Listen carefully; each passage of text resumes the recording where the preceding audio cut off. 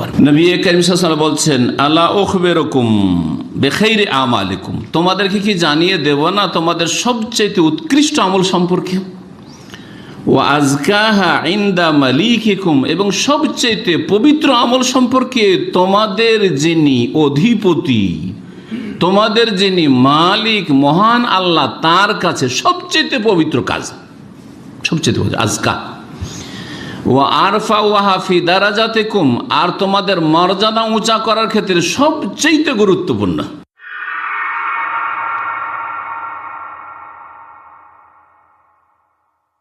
আবু দারদা রাদিয়াল্লাহু তাআলা আনহু থেকে বর্ণিত, তিনি বলছেন, কালান নবী সাল্লাল্লাহু আলাইহি ওয়াসাল্লাম, নবী করিম সাল্লাল্লাহু আলাইহি ওয়াসাল্লাম বলেন, আলা উনাব্বিউকুম বিখাইরি আমালিকুম, তোমাদের কি বলে দেব না সবচেয়ে উৎকৃষ্ট আমল সম্পর্কে, সবচেয়ে ভালো আমল সম্পর্কে। ফরজের পরে, মনে রাখবেন, ফরজ নামাজের পরে, ফরজ রোজার পরে, ফরজ জাকাতের পরে, ফরজ হজের পরে, ফরজগুলির পরে, বাপ মায়ের খেদমত যতটা ফরজ, খাবার অভাব আছে তা দেওয়া, হ্যাঁ, মাসা লাগবে, থাকার জায়গা লাগবে তা দেওয়া, হ্যাঁ, চিকিৎসা লাগবে তা দেওয়া, যতটা ফরজ আছে। ফরজের পরে নফল, নফল বাবার জন্য মেলা টাকা পাঠাচ্ছেন, ওগুলোর চাইতে বেশি ফজিলতার আমল এটি, যেটি বলতে যাচ্ছি। জি হ্যাঁ, অন্যান্য যে সুন্নত নফল ইবাদত বন্দেগী আছে, ভালো নেক কাজ আছে, সেগুলির চাইতে ফজিলতের নেকির কথা বলছেন এই হাদিসে নবী করিম সাল্লাল্লাহু আলাইহি ওয়াসাল্লাম। কিন্তু ফরজের পরে সব সময় আগে ফরজ ঠিক থাকতে হবে, তারপরে নফলগুলি, সুন্নত মুস্তাহাবগুলি কাজে আসবে। যেমন আমাদের আপনাদের 8 ঘন্টা ডিউটি, ওটা ঠিক রাখতে হবে, তারপরে কোম্পানি কোনোদিন বলছে আজকে তোর জন্য ওভারটাইম 2 ঘন্টা, আর একদিন বলছে 5 ঘন্টা, করেন না খুব, হ্যাঁ, আর আপনি ওভারটাইম 5000 উঠান না কেন, অসুবিধা আছে কি? কিন্তু যদি বলেন যে আমি ওভারটাইমটা করে দেবো, কারণ ওই সময় আমার ঘুম চাপে না, বিকালবেলা ওভারটাইম হয়তো, ওই সময়টা আমি কোম্পানিকে বলছেন স্যার আমি ওভারটাইমটা করে দেবো, কিন্তু সকাল 6টায় ডিউটি যাওয়ার জন্য খুব কষ্টকর, আমি ওই 8 ঘন্টা ডিউটিতে পারছি না, সকালবেলা 4 ঘন্টা যেতে পারবো না, রাখবে আপনাকে? রাখবে? রাখবে না, কখনো রাখবে না। ওই রকমই আল্লাহ তার রহমতে রাখবেন না।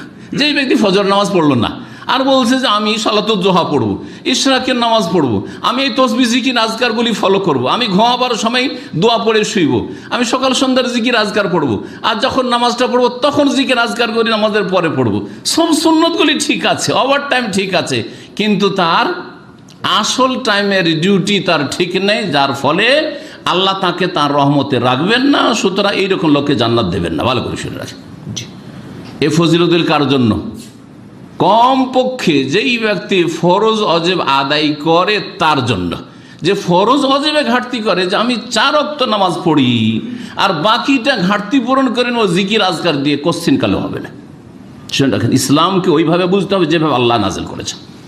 মুশকিল হচ্ছে আমাদের দেশের মানুষরা ইসলামকে নিজের খেয়াল খুশি বুঝেছে, সারা জীবন বহু হারাম কাবিরা করলো, সুদ আর ঘুষ আর শিরকি আকিদায় ডুবে আছে, কবর মাজারের আকিদায় ডুবে আছে, নামাজ ছাড়ছে, আর মনে করে যে এইরকম নফল কিছু ইবাদত বন্দেগী দিয়ে 49 কোটি নেকি হাসিল করে জান্নাত চলে যাও, কোশ্চিন কালেও যেতে পারবে না, কোশ্চিন কালেও যেতে পারবে না। নবী করিম সাল্লাল্লাহু আলাইহি ওয়াসাল্লাম বলছেন, আলা উখবিরুকুম বিখাইরি আমালিকুম, তোমাদেরকে কি জানিয়ে দেব না তোমাদের সবচেয়ে উৎকৃষ্ট আমল সম্পর্কে, ওয়া আযকাহা ইনদা মালিকিকুম, এবং সবচেয়ে পবিত্র আমল সম্পর্কে, তোমাদের যিনি অধিপতি, তোমাদের যিনি মালিক মহান আল্লাহ, তার কাছে সবচেয়ে পবিত্র কাজ, সবচেয়ে পবিত্র আযকা। ওয়া আরফা ওয়াহা ফি দারাজাতিকুম, আর তোমাদের মর্যাদা উঁচা করার ক্ষেত্রে সবচেয়ে গুরুত্বপূর্ণ। অন্য অন্য আমল দিয়ে যে মর্যাদা উঁচা হয়, তার চাইতে বেশি মর্যাদা উঁচা হবে এই আমলের মাধ্যমে। ওয়া খায়রুল লাকুম মিন ইনফাকিজ যাহাবি ওয়াল ওয়ারিকি, এবং স্বর্ণ চাঁদি খরচ করা, সাদকা খায়রাত করার চাইতেও বেশি নেকি হবে। কেউ স্বর্ণ গলার মালা খুলে দিয়ে দিল, হ্যাঁ, কানের গয়না খুলে দিয়ে দিল, হ্যাঁ, স্বর্ণ দান করলো, কেউ রূপা দান করলো, চাঁদি দান করলো, আর এই লোক এসব কাজ করছে না, এই আমল করছে যে আমলের কথা নবী মুহাম্মদ রাসূলুল্লাহ সাল্লাল্লাহু আলাইহি ওয়াসাল্লাম বলছেন। আর কি, ওয়া খায়রুল লাকুম মিন আন তালকাউ আদুওয়াকুম, আর এই আমল তোমাদের জন্য উত্তম হবে এর চাইতে বেশি যে তোমরা সামনাসামনি হলে, মুখোমুখি হলে তোমাদের শত্রু কাফেরের সাথে, জিহাদের ময়দান, জিহাদ করার চাইতেও বেশি ফজিলত পেয়ে যাবে। জি, ফাতাদরিবু আনাকাহুম, যখন মুখোমুখি হইলে শত্রু তখন তোমরা তাদের গর্দন উড়াচ্ছ, কারণ মুখোমুখি অস্ত্র চলছে, আর তারা ওয়াদরিবু আনাকাহুম, তোমাদেরও গর্দন ওড়াবার চেষ্টা করছে। তারা চলছে দুই দিক থেকে, কে কাকে পারে হত্যা করতে, এইরকম যুদ্ধ চলছে। এর চাইতেও ভালো ফজিলতের আমল বলে দেব কি? কালু বালাই আর কতগুলি ফজিলতের দিক বলে নবী করিম সাল্লাল্লাহু আলাইহি সাল্লাম। উত্তম আমল, অতি পবিত্র আমল, মর্যাদা উঁচা করার ক্ষেত্রে সবচাইতে গুরুত্বপূর্ণ আমল, এবং স্বর্ণ চাঁদি খরচ করার চাইতে ভালো আমল, আর কি দুশ্মনের সাথে মুখোমুখি হয়ে লড়াই করার চাইতে ভালো আমল। 5টি দিক।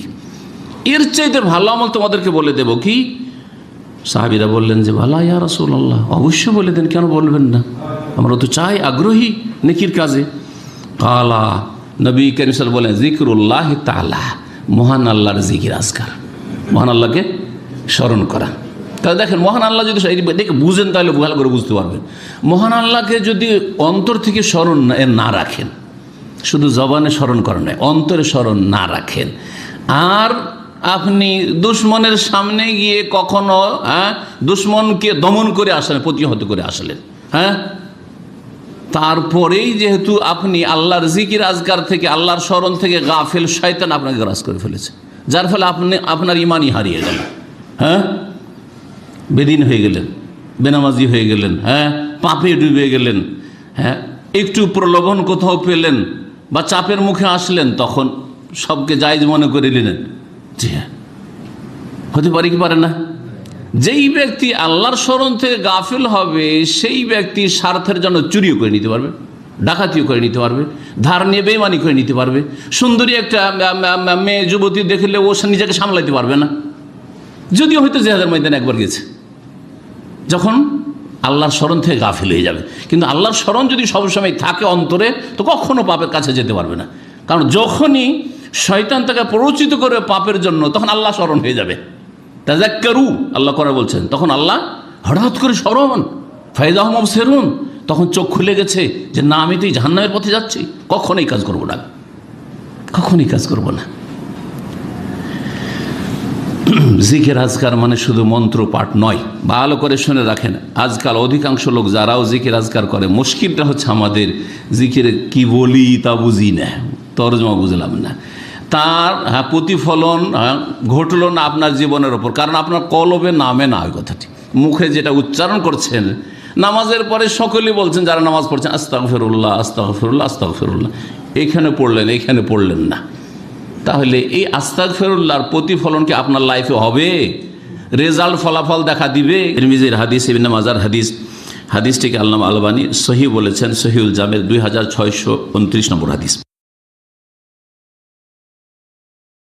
ফরজ ইবাদত ও দায়িত্বসমূহ সঠিকভাবে আদায়ের পর আল্লাহর সার্বক্ষণিক স্মরণ বা জিকিরই হচ্ছে মুমিনের সর্বশ্রেষ্ঠ আমল। এটি শুধু মুখের কোনো মন্ত্র নয়, বরং অন্তর থেকে আল্লাহকে ভয় করে যে কোনো পাপাচার থেকে নিজেকে দূরে রাখার স্থায়ী ঢাল।